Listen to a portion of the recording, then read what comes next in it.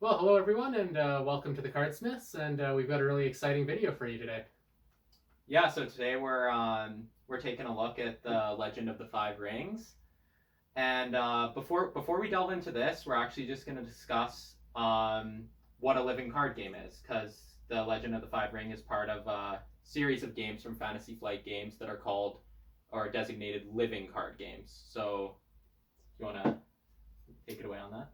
Yeah, so of course, everyone most likely is aware of games like Magic, perhaps even Pokemon, games like that, games where you pay to buy packs of cards, but you aren't really sure what cards you're getting. You're hoping to get the rare cards because those are the most powerful ones. But you may have to put some money down to ensure you have a competitive deck. And I think the appeal of that kind of game is that people um, like the thrill of opening their packs. They like if they have the good fortune or a lot of money. They like being the owner of rare Yeah, cards.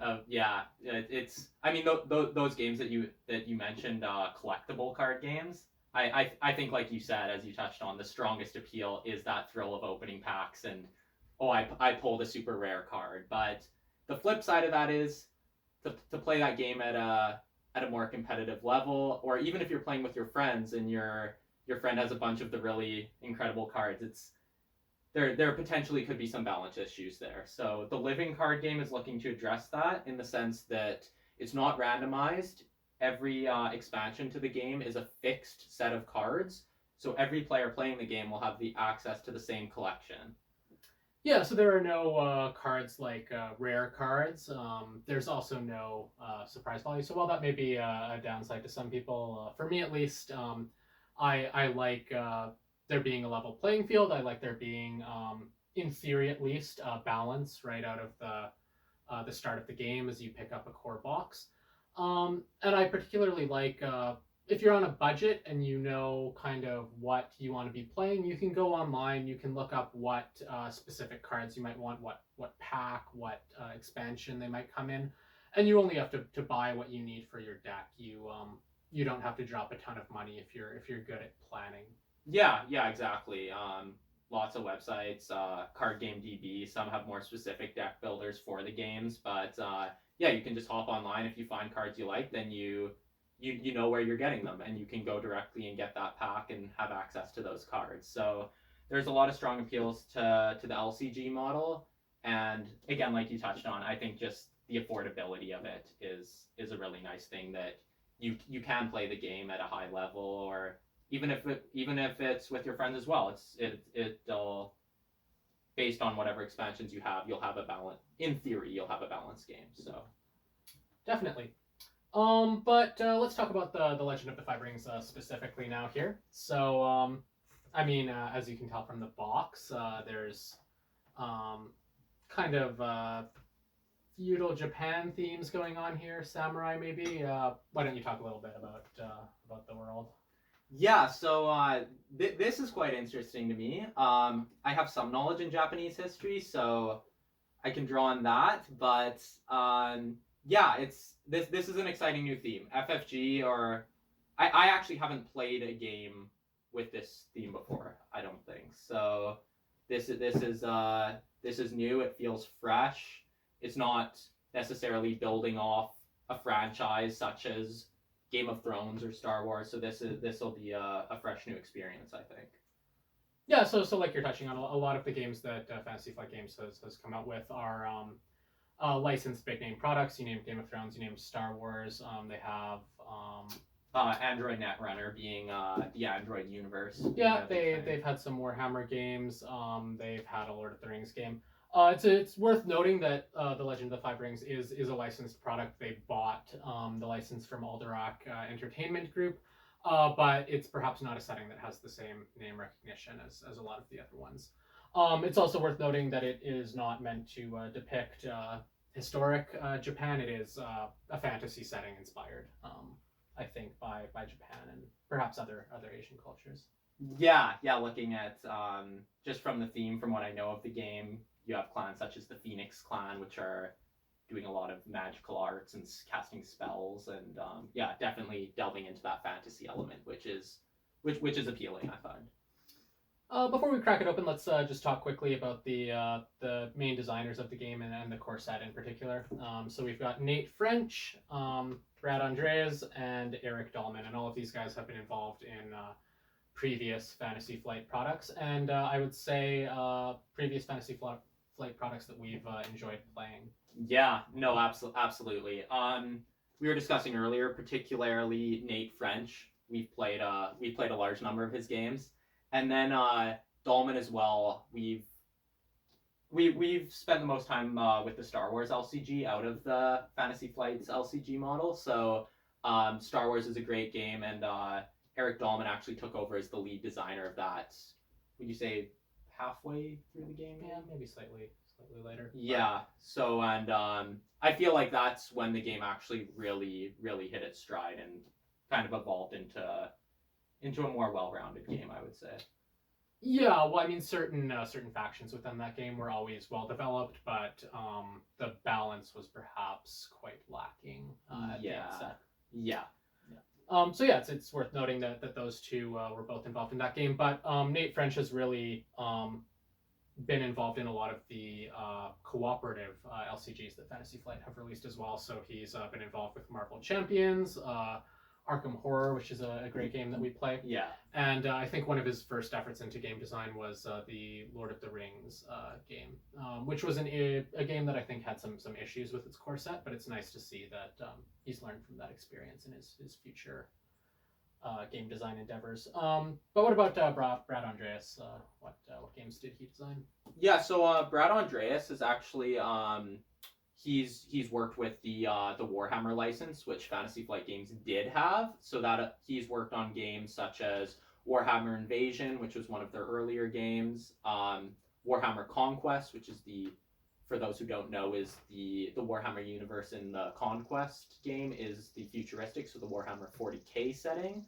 And he's also done Call of Cthulhu and Keyforge. So he took over from Richard Garfield as the lead Keyforge designer before he ultimately departed from Fantasy Flight Games. So we don't have as much experience with his design, the games in which he's designed, but at least we can definitely attest to the work of Nate French and Eric Dahlman, and we've played those games a great deal and have had a lot of fun with them. So yeah, I think people with past experience playing LCGs will recognize those names, and those names being on the box will hopefully be a little bit of a selling feature for them. Yeah, let's crack it open. It's open.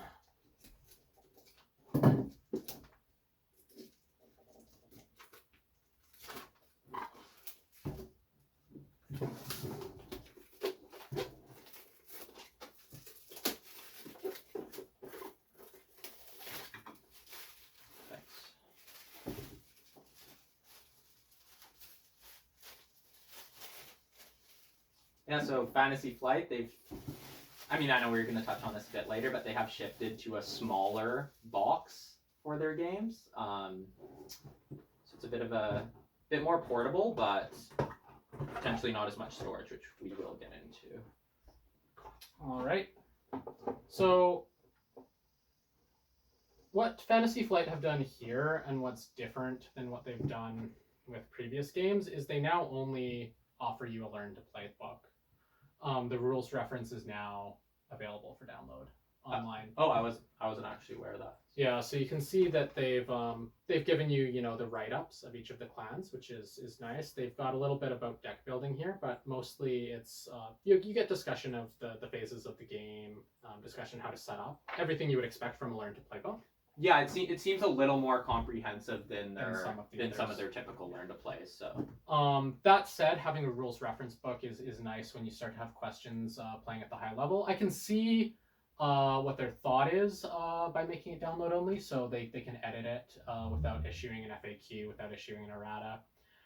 But really, I would say those aren't that hard to download and have available for yourself. So I would say this is them cutting costs, which is a little unfortunate to see. Yeah, no, those are certainly all fair points. I mean, for example, with Game of Thrones, which we've been playing recently, having that rules reference guide just handy right next to you as you're playing can hasten some of the problems or some of the questions that come up over. Absolutely, and the amount that was errated in there is quite small. Yeah, exactly. It's just a handful of cards, really. So yeah, and I mean, maybe you're the kind of person who isn't bothered by not having a physical thing to flip through, but I mean, I would say it's my preference at least to have something on hand. Potentially trying to go a little more paperless, maybe. Is that who knows? Well, could be a more. I don't know. I don't know if that would have been a strong factor in a card game, which is kind of inherently going to be paper based. Yeah, no, that's exactly. All right, so we've got our game components in here. Then we've got 2 bags of cards. Got quite a few in each one. You can see that FFG has provided a proof of purchase token, which are completely useless. I have no idea why they make those. We're still waiting for the day where you cash those in for some kind of reward or something. But yeah, no, I mean I've discussed with people who would love to see some sort of loyalty program or something to do with that, some reason for those to exist. But we're still waiting on FFG. Yeah, who knows? We've been hanging on to them in the meantime. So. Then we got these. I believe this is for the dials. Yeah, so those are to construct the dials that are part of the mechanics of the game. We'll discuss that in more detail, I think, when we play with the starter decks in another video. Yeah, in a future video we'll get into that. And then you can just see the cardboard inset they offer for the box to keep the cards from slipping around when it's shipping. I will say it's very, very nice art in there, as is pretty customary for the insets that FFG produce. It's just a shame that they're kind of completely useless once you need to store the product you've bought, and it's something that goes into the recycling more often than not. Yeah. I mean, it's nice having walls there. Well, you have a small card pool as well if you are someone who just wants to get your core set and just play the game that way. Then it's certainly enough storage space for you to do that. So yeah, that's a good point. All right, let's talk about the mechanics of the game very, very quickly. Yeah, just from what we know about. Do you want to kick us off? Or? Yeah. Sure. So this is a game that's borrowing mechanics from a lot of different LCGs that people familiar with Fantasy Flight may recognize. So it also has innovative concepts, though. So you play down a set of provinces which you're attempting to defend. You play cards out of those provinces, which functions in some way as your hand. Yeah. But you also have a separate deck that's really a handful of tricks and additional characters who may help you in conflicts. And I don't want to say that's borrowing directly from the edge battle system in Star Wars, but it is... it's filling a similar kind of role in the game, I would say. Yes, it's adding an element of uncertainty. I think certain games... Game of Thrones comes to mind. Even Conquest to some example, I would say. You have a decent idea. You can look at the math on the board when you initiate a conflict and have some idea how it's gonna pan out.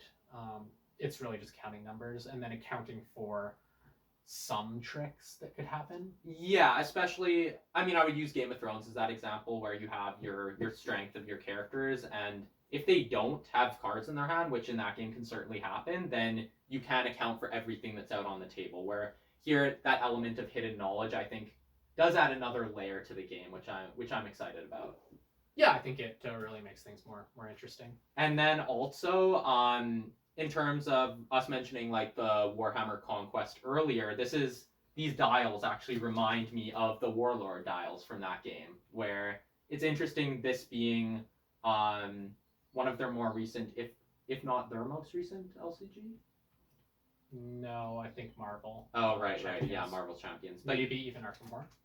Potentially, yeah. One of their more recent ones, though. It's interesting seeing them borrowing these elements from previous games, which is actually one of the reasons why I'm really excited about it.